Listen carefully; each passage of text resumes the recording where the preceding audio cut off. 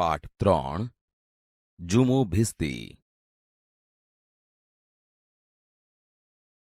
આણંદપુરના એક ખૂણામાં ઝૂંપડા જેવા માત્ર 3 મકાનો પોતાના દેખાવથી આવતા જતાનું લક્ષ્ય ખેંચી રહેતા. જૂની ખખડધજ આમલી 3 મકાનોને ઢાંકતી, ચારે તરફ ગટરની દુર્ગંધ છૂટતી અને ધૂળના ગોટા ઉડતા.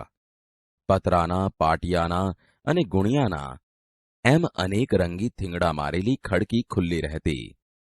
અંદર એક ફાટેલ તૂટેલ સાદડી પર જુમો ભીસ્તી પોતાનો હોકો ગગડાવતો બેઠો હોય. જુમાએ સોના રૂપાના વાસણથી માંડીને ઠીકરાની ફૂટેલી હાંડલી સુધી બધા તડકા છાંયડા જોઈ લીધા હતા. જન્મ્યો ત્યારે શ્રીમંત મા બાપને ત્યાં એક હાથમાંથી બીજા હાથમાં ફર્યા કરતો. હજી એને સાંભળતું હશે કે પોતે 10 વર્ષનો થયો ત્યારે હાથી પર બેસીને પરણવા નીકળેલો. એ વખતે તેણે શોખ ખાતર એક પાડો પાળેલો.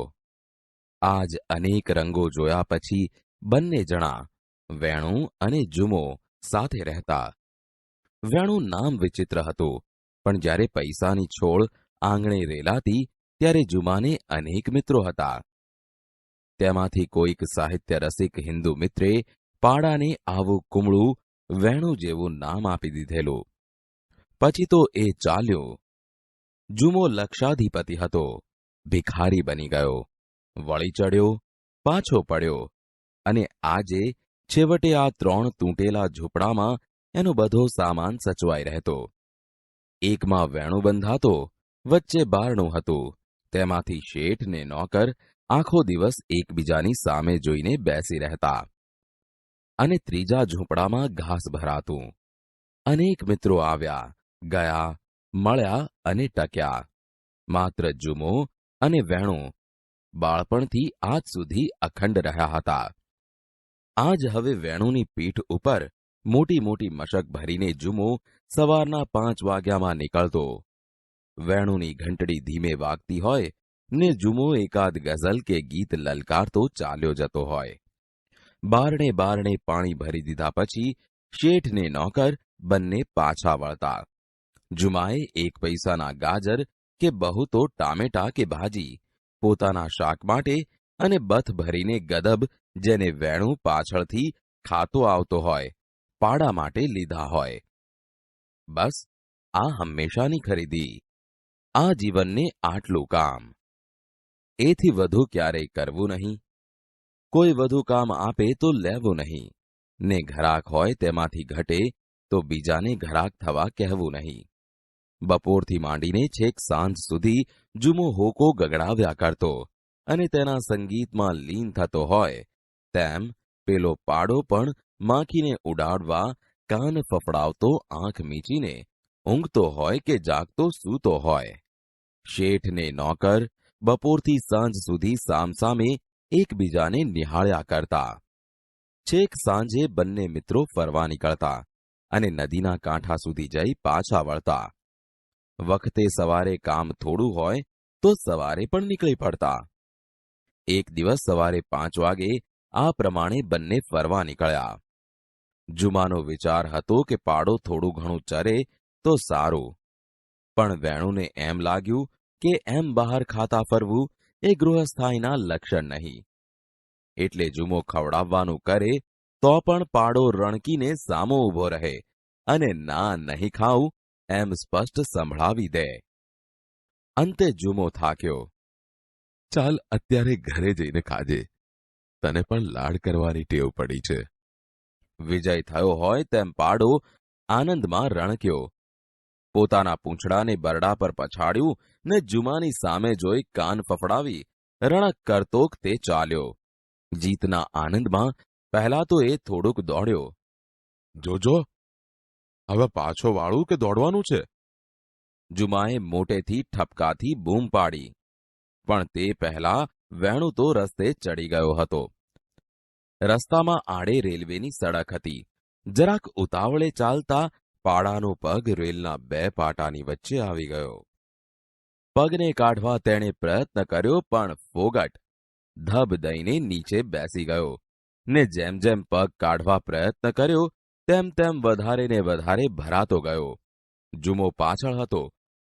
તે શ્વાસભેર દોડ્યો આવ્યો. તેણે આવીને પાડાનો પગ લઈ આમ તેમ મચડ્યો, પણ બધું વ્યર્થ. આછું અંધારું ને આછો ઉજાસ હતો. થોડે દૂર સિગ્નલનો હાથો નમેલો દેખાતો હતો. જુમાના પેટમાં ધ્રાસકો પડ્યો. ગાડી આવશે તો? સવારના વહેલા ફરવા નીકળેલા 2 શોખીન જુવાનોને તેણે આવતા જોયા. તેમના એક એક હાથમાં નેતરની સોટીઓ ઉછળતી હતી અને ખુશનુમા હવા લેવા માથા પરની ટોપીઓ ઉતારી બીજા હાથમાં લઈ લીધી હતી. ગાંડા દોડે તેમ જુમો દોડ્યો. એ ભાઈ સાબ, મારો પાડો અબ ઘડી કપાઈ જશે. જુઓ, જુઓ, પેલા પાટામાં સપડાયો છે. બંને જણાએ જુમાએ દેખાડ્યું ત્યાં જોયું. કાંઈક કાળું તરફડતું લાગ્યું. શું છે? મારો વેણું, પાડો. ઓહો, જા ફાટકવાળા પાસે દોડ. તમે મા બાપ ટેકો દો તો પગ નીકળી જાય, જીવ બચે. અમે તું દોડ ફાટકવાળાને કહે. એમ કહીને એ બંને જણા તો ચાલતા થઈ ગયા. જુમો ફાટકવાળા તરફ દોડ્યો, પણ ઘરમાંથી આવતા ઘંટીના અવાજ સિવાય કોઈ માણસ ફરકતું લાગ્યું નહીં. એટલામાં છેટે ગાડીની સિસોટી સંભળાઈ. જુમાએ ચારે તરફ એક નિરાશ દ્રષ્ટિ ફેંકી, પણ માણસનું કોઈ છૈયું સરખું જણાયું નહીં.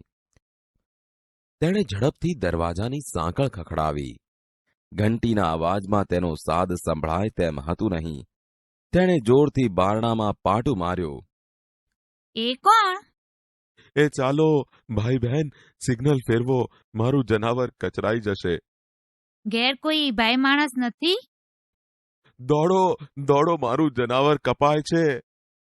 જુમાએ હતું તેટલું બળ કરીને ચીસ પાડી, પણ એના કર્કશ પડઘા સિવાય શાંતિ જેવી હતી તેવી જ રહી. જુમાએ આકાશ તરફ જોયું. છેલ્લો તારો આથમતો હતો. અજવાળું વધવાને બદલે ધુમ્મસ પથરાતું હતું. ગાડીનો અવાજ તદ્દન નજીક આવતો હતો. તેણે પોતાની લાકડી ફેંકી દીધી. યા પરવરદિગાર! એટલું બોલીને જુમો એકદમ દોડ્યો. વ્યર્થ મહેનત પછી વેણું થાકીને હાંફતો પડ્યો હતો. તેની ગોદમાં તે ભરાઈ બેઠો. વેણુએ તેને શાંત રીતે ખંજવાળ્યા કર્યો. દોસ્ત, ભાઈ, વેણું, આપણે બંને સાથે છીએ હો. દર પળે ટ્રેનના ધબકારા વધ્યા. સિસોટી પર સિસોટી થઈ. જોશબંધ ફરતા પૈડા સંભળાયા. જુમો વેણુને ભેટી પડ્યો, પણ જેવી ગાડી છેક પાસે આવી કે તરત જ પોતે બેભાન થાય તે પહેલા વેણુએ માથું ઊંચક્યું અને પોતાના શેઠને બચાવવા એક ઝપાટે માથું મારીને તેને પાટાથી દૂર ફેંકી દીધો. વેણુ પર થઈને આખી ટ્રેન ચાલી ગઈ. તેના ધગધગતા લોહીના પ્રવાહથી જુમાનું કેડિયું ભીંજાઈ ગયું. તેને કળ વળીને બેઠો થયો ત્યારે લોહીના ખાબુચિયામાં ઢંકાયેલા થોડા છૂટા છવાયા ભાગ સિવાય તેના પ્યારા મિત્ર વેણુનું કાંઈ પણ નામ નિશાન રહ્યું ન હતું.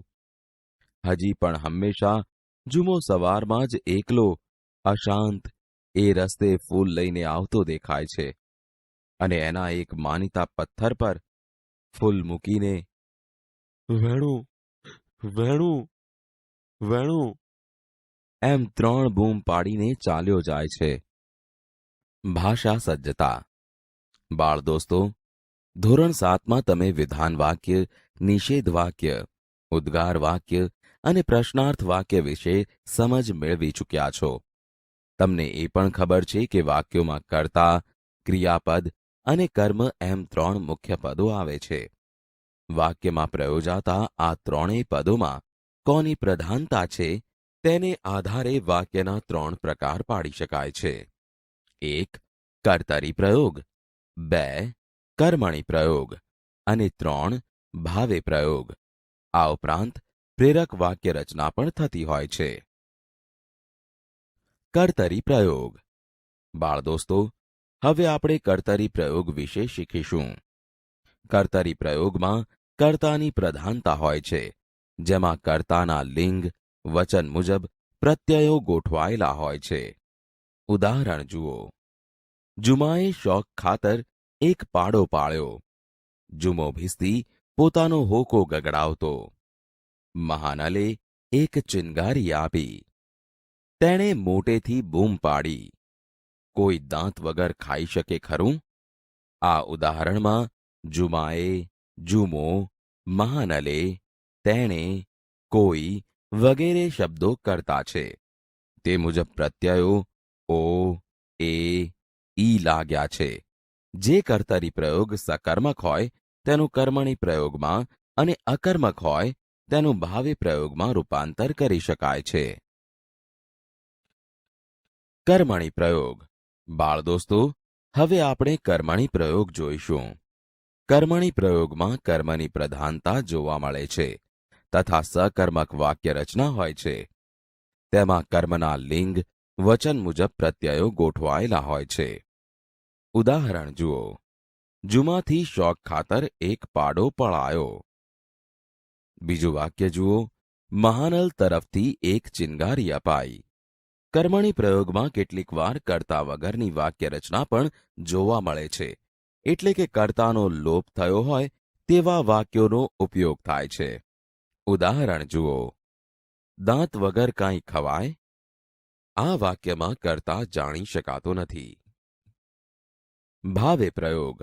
બાળ દોસ્તો, હવે આપણે ભાવે પ્રયોગ જોઈશું. ભાવે પ્રયોગમાં ક્રિયાપદની પ્રધાનતા હોય છે. વાક્ય રચના અકર્મક હોય છે. ઉદાહરણ જુઓ. પહેલું વાક્ય.